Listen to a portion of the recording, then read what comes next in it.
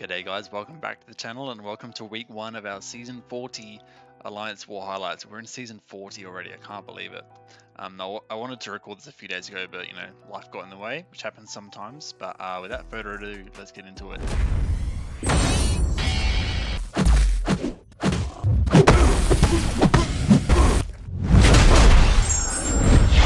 So I was actually put on path 1 for this whole season, I think.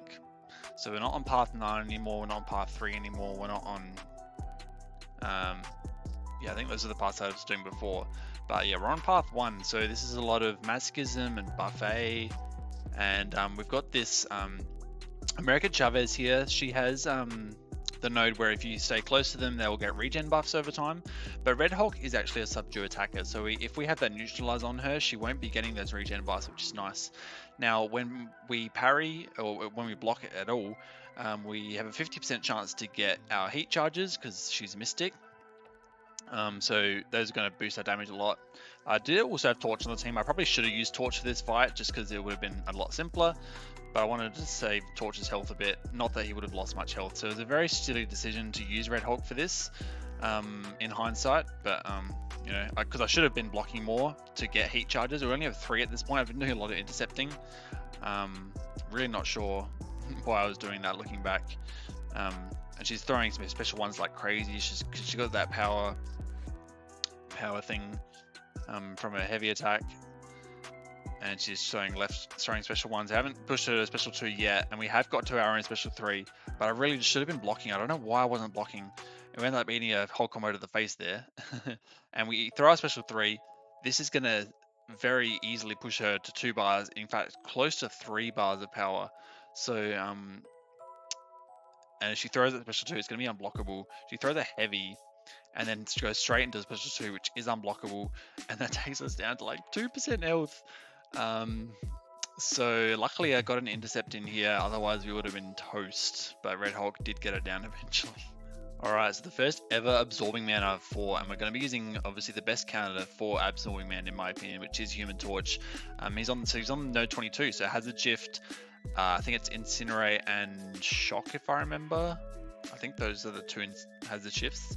Yeah, using Torch so we can get easy flame-ons, like crazy flame-ons, smolders, during the incinerate part of the hazard shift. When it's got the shock though, we will want to limit the amount of hits we're landing there. Did they eat a heavy straight at the start? Well, it's not ideal start there, but we're able to combo him here while the incinerate's up, and then just play a bit more passively while shock's up.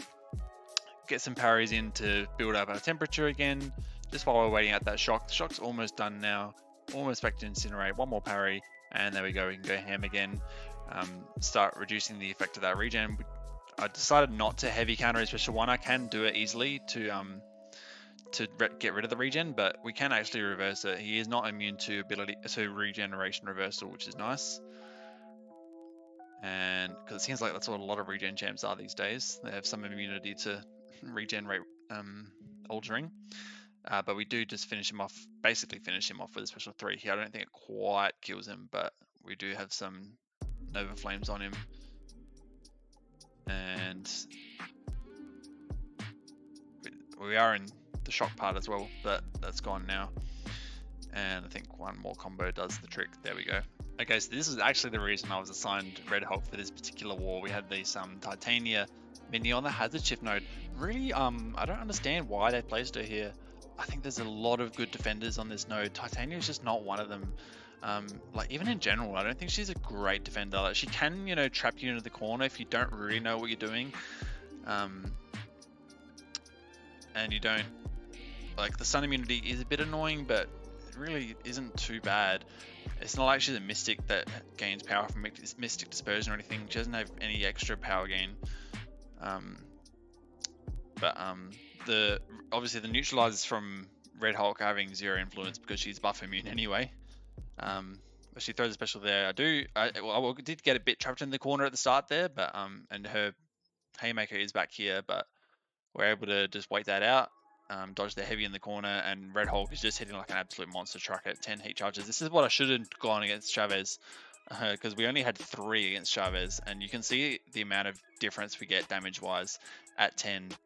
And this isn't even with class advantage. We're just hitting like crazy numbers against this Titania mini-boss.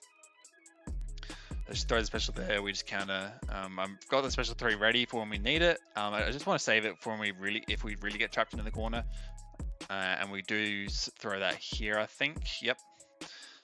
Just because she did clip us a few times there, but yeah, like we can just heal a lot of that damage back up because she applies those debuffs on her hits there. And she even pauses it during her special. So still very healthy, 86% health, and she's only, only got about a quarter of her health left. So get some nice clean light intercepts in there. Another one, and another medium intercept there. And yeah, so pretty standard hazard shift fight for Red Hulk. Yeah, I love using Red Hulk in war. It's so simple.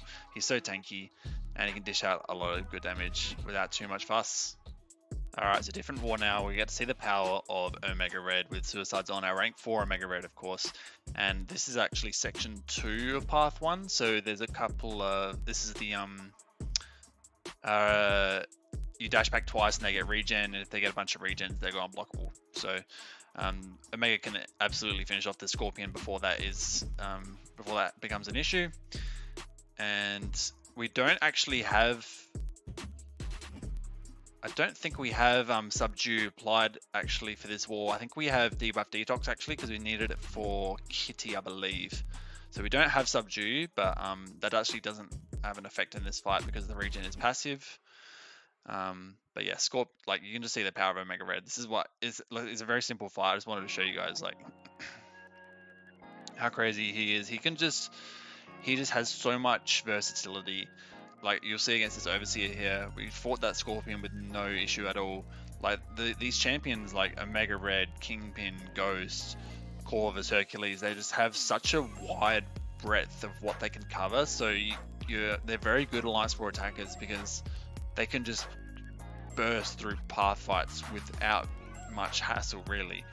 And then you got your other team slots for champions that you really need a specific ability from.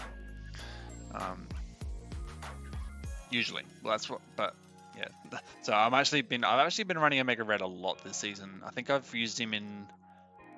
I'm recording this today on War 5. I think I've used him for 4 of the wars. I think maybe 3, at least 3 of the 5 wars. So very significant output from Omega Red. He's definitely been my most used champion this season so far. And I am honestly surprised he hasn't been banned for our alliance, because he is subdue and he is one of the best subdue attackers up there with Scorpion. And you can see he just rinsed that Overseer with 200k health in like 30 seconds. Oh, I just had to show this fight. This is a Weapon X that we had. This is the same node that Chavez was on earlier in this video that you guys saw. So yeah, if you stay close to the defender, they get more regen on top of the regen that Wolverine already gets. So his base regen's passive, so subdue can't affect that, but we can affect the other regen. But it really won't matter the regen too much because we can just let the degen do the work. We have Suicides on, so we're able to stack up around about 21 spores, locking in the degen there, and we'll lock in a second degen here. He only has 13 of his berserk charges and he's already dead. Omega just completely obliterates that fight in 26 seconds, and that regen literally had no influence on the outcome of the fight at all. He's got a bit of regen at the start while we were building up our spores to 10, but once you lock in that degen, you just let it do all the work, and it's amazing. Yes, so here we had a Korg on the root mini, power focus 2, node 23. So every 6 seconds, if we don't land a hit, we get rooted for a few seconds, which can be annoying if that happens. Now Korg is also a planetary endurance defender. We got it clipped a bit at the start, but so if we want to have that neutralize on the entire fight, ideally through that special one at the worst possible time, because we were just about to lock in our spores. And again, he does the exact same thing. It's so annoying he does that, because it means we just can't stack up our spores as much as many spores as we want. We're only locking in at 14. We could have easily got 20 to 25 spores if he hadn't thrown those 2 special ones, but that's what happens sometimes. He does have 2 of the flourish charges, we just hit into a block and that goes good away. We do get rooted here because he was playing a bit defensive. But we do lock in the spores right there at 10. Unfortunately, we were still rooted when we threw the heavy, so we didn't land the second hit. Should have just waited until the root was over, really, before we locked in our spores. But we get up to a special 3 here. I think he did have 10 spores, so we will heal a bit back, but he is still at 40% health, so we are going to lose all our spores here. We're going to have to build them up again. And he throws a special 2. We want to stay close to him while he throws that so we can build up spores. We're up to 10 again now, so we can lock them in again. Those are going to hopefully melt him down pretty much all the way. We want to definitely land a hit in here so we don't get rooted. And I think he does. We made a big mistake here, hitting into block. I completely forgot about his rock excitement charges things. So he went unstoppable and unblockable. We ate a special 2 in the face. But luckily it didn't kill us, and we did heal a little bit back from the bleed. Yeah, so I was a bit disappointed with how that Korg fight went, but here in section 2 we have this Doom here. This is on the buffet node. This is a rank 4 Doom, 170,000 health, but really that is like a 30-second fight for Omega Red. If you know what you're doing, we can just do this entire fight without ever triggering buffet. He won't even have to throw a special. We can just let the degen do the work, 20 spores, 21, 22, and he's just melting. He's just melting. Omega is just built for these kind of fights. He can just absolutely mow through them. Even against just like tricky defenders like Doom, we did have an indestructible boost on, which luckily we did, otherwise we could have lost a lot more health than we did. But I actually wanted the indestructible boost for our next fight here. So the next fight is a bishop. We do have iDoom on the team, one of my new rank 3s, and like I know I definitely shouldn't need the invulnerability boost on, but it was my first ever time using iDoom in war, and he is, I'm pretty sure, the best bishop counter in the game. But I still wanted the invulnerability boost on just to be safe because it is conflictor. So he will purify our shocks if we're not careful. I think we did have a white mags pre. I can't remember. I think we did. But yeah, we're gonna have to do a lot of special dexing. But while we get out to our special 3, probably the best grey boost to use would have been a power star 1, so we can get to that special 3 quicker. But we are just stacking up energy vulnerabilities while we're getting to that special 3 by removing his prowess. So he's up to 7 vulnerabilities now. Unfortunately, I did push into a special 3 here, but we haven't used any hits from our invulnerability boost yet, so this will just consume one of those. And then it will get us close to a special 3. Yeah, pretty much literally is right on there. One more parry sends us to a special 3, and we charge the heavy into a special 3.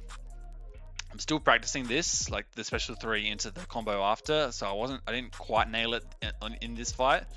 But he has so many energy vulnerabilities right now. We have the extra long aura, so once we get to a special 1, we can completely lock his power down, and that's what we do here. Lock the power down, just by the special 1 does so much damage, and then we want to just build up to a special 2, and that will finish him off. Even the basics are just doing a ridiculous amount of damage. 14 energy vulnerabilities, 15 into a special 2. Didn't even need to combo into that because it's just fully unblockable, and it just does insane damage. So that was a fun fight, really fun fight with iDoom. I'm very happy I ranked him up. So that's going to conclude the Alliance War highlights video for week 1 of season 40. We did lose that first war, but we did recover, winning wars 2 and 3. So hopefully we are going to maintain tier 2. Should be able to maintain tier 2. Not sure where we are on the leaderboard at the moment. Definitely not master, so we'll have to check back later. It doesn't seem to be up right now, but if we can make platinum 2, ideally platinum 1, that would be amazing. So yeah, thank you guys for watching, and I'll see you in the next one. Peace out.